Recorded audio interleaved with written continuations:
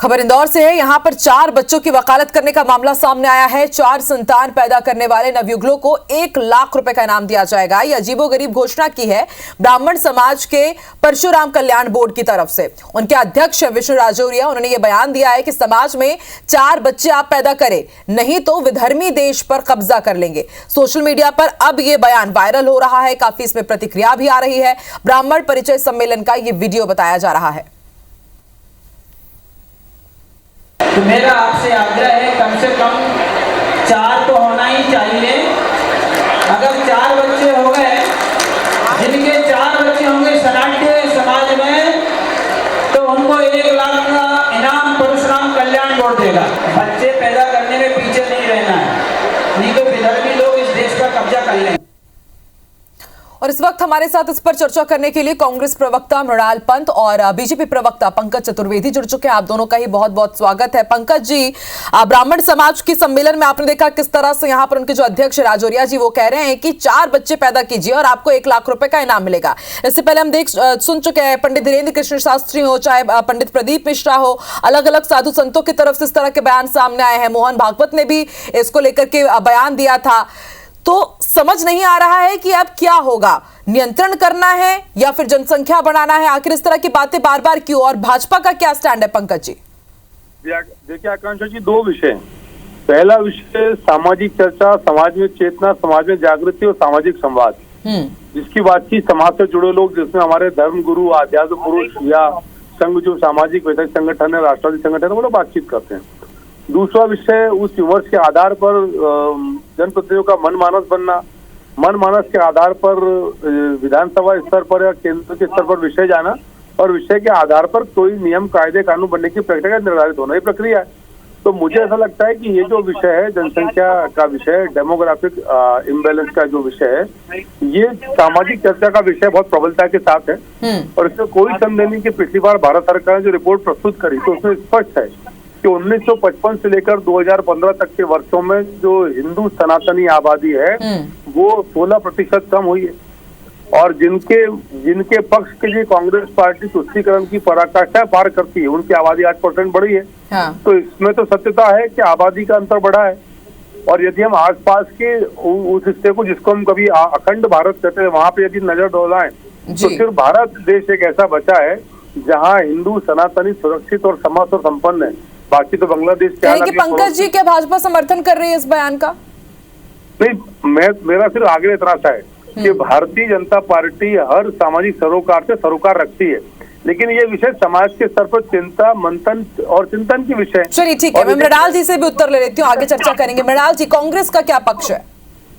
नहीं, हमारा ऐसा मानना है कि किस परिवार में कितनी संतति और कितने बच्चे हों, इस विषय में किसी और भी बाहरी व्यक्ति को कोई बोलने की जरूरत नहीं है। वर्तमान दौर में सब लोग पढ़े लिखे हैं, जागरूक हैं और सबको पता है कि अपने परिवार में कितने बच्चों का पालन पोषण सही तरीके से किया जा सकता है। ना तो धार्मिक गुरुओं को, न समाज के नेताओं को इस बात का अधिकार होना चाहिए, न उनकी चेतना ऐसी होनी चाहिए कि वो इस तरह के नितांत व्यक्तिगत और पारिवारिक विषय में समाज को या राष्ट्र को दिशा या निर्देश देने का काम करें, ना ही सलाह देने का काम करें। सरकारें लोगों को रोजगार नहीं दे पा रही, हजारों लाखों करोड़ों लोग बेरोजगारी के से डसे हुए हैं, अपने जीवन निर्वाह के साधन लोगों को नहीं मिल रहे हैं। हिंदुस्तान बड़े जनसंख्या विस्फोट का सामना कर रहा है। ऐसी परिस्थिति में इस तरह की बातें गैर सामाजिक हैं और ये राष्ट्र के निर्माण में बाधा पैदा करेंगी। ठीक है, पंकज जी, आप कह रहे हैं कि सामाजिक चेतना सांप्रदायिक विषय भी नहीं है, इसको सांप्रदायिक बनाना भी बहुत गलत बात है।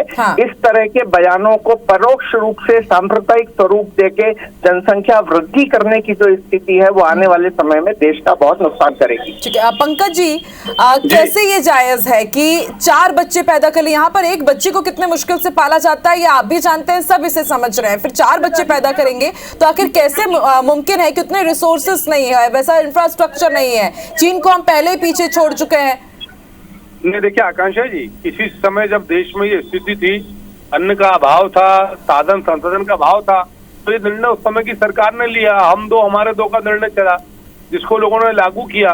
पर यदि आज जनसंख्या सुदृढ़ के आधार पर यदि हमारे संस्कार और संस्कृति असुरक्षित है, और मैंने आपको उदाहरण दिया कि आप तो नजर दौड़ाइए ना कि जो अखंड भारत का स्वरूप था, जो आज दूसरे देश के रूप में काम कर रहा है, वहाँ स्थिति क्या है सनातन प्रेमियों की शाहपुरा डिवीजन। तो इसलिए मुझे लगता है कि कांग्रेस पार्टी तुष्टीकरण का मोह छोड़कर भारतीय सनातन परंपरा, संस्कार, संस्कृति के पक्ष की बात करे और उस पक्ष के आधार पर जो सामाजिक सरोकार रखने वाले धर्मगुरु, आध्यात्मिक गुरु, सामाजिक सांस्कृतिक राष्ट्रवादी संगठन है, यदि वो जनसंख्या के विषय पर कोई विमर्श करते हो, आपत्ति क्या है? सरकार तय करेगी, समय आने पर अगर आवश्यक होगा तो बिल्कुल काम करेंगे जो देश हित में होगा। और मेरा आग्रह इतना सा है कि ये सामाजिक स्तर पर जो समाज के लोग हैं उनको चर्चा करने की पूरी तो स्वतंत्रता पंकज है। जी, सिर्फ चर्चा ही होगी या कि सरकार की तरफ से इसको लेकर के कुछ स्कीम या फिर कुछ बातचीत भी हो रही? क्योंकि अभी तक तो जैसा कि आपने कहा हमारे दो जनसंख्या नियंत्रण, इस पर हम लोग बात करते आए हैं। नहीं, आकांक्षा जी, मैंने तो आपसे स्पष्ट कहा कि सामाजिक चिंतन विमर्श के बाद जनप्रतिनिधियों के स्तर पर जाती है बात, जनप्रतिनिधि बात पर आती है, कानून क्या विषय सामने आता है। लेकिन इस प्रक्रिया को हम खारिज नहीं कर सकते कि, और सत्यता को स्वीकार करना पड़ेगा कि जनसंख्या का असंतुलन पिछले 60-65 सालों में खास तौर से। ठीक है, मैं मृणाल जी से उत्तर लेती हूँ। मृणाल जी, आप भी देख रहे हैं कि कहीं ना कहीं एक डिसबैलेंस जरूर हो रहा है। मोहन भागवत ने भी इसके पहले कहा था कि जहां पर भी जो जन्म दर है कम हो जाता है तो वो पूरा समाज ही मिटने की कगार पर पहुंच जाता है। तो एक चिंता ये भी है, दूसरी तरफ ये भी कि जो दूसरे धर्म के लोग, जैसे कि आप बोल रहे हैं कि संप्रदाय में हालांकि नहीं इसे बांटना चाहिए, लेकिन लगातार इसको लेकर के भी आवाज उठती रही है, तो इससे फिर कांग्रेस क्यों अलग हो जाती है? ये सब आशंकाएं निर्मूल है। सनातन धर्म हजारों सालों से है और हजारों सालों तक रहेगा। इस तरह की बातों से सनातन को कोई खतरा नहीं है। खतरा तो भारतीय जनता पार्टी के नेताओं और उनकी कुर्सी को है, और जब भी उनकी कुर्सी को खतरा होता है तो इस तरह की बेफुजूल की उल जलूल बातें वो समाज के जिम्मेदार लोगों के कानों में डालने का काम कर मूल मुद्दों से उसे भटकाने का काम करते हैं। तो हिंदुस्तान की जनसंख्या दर सभी धर्मों में लगभग एक स्थिर स्थिति में आ गई है, 2.1% है, और तमाम वैज्ञानिक आंकड़े कह रहे हैं कि अगले 10 सालों में ये 1.9% पे आएंगी। किसी धर्म को, किसी धर्म की वृद्धि से किसी तरह का खतरा नहीं है।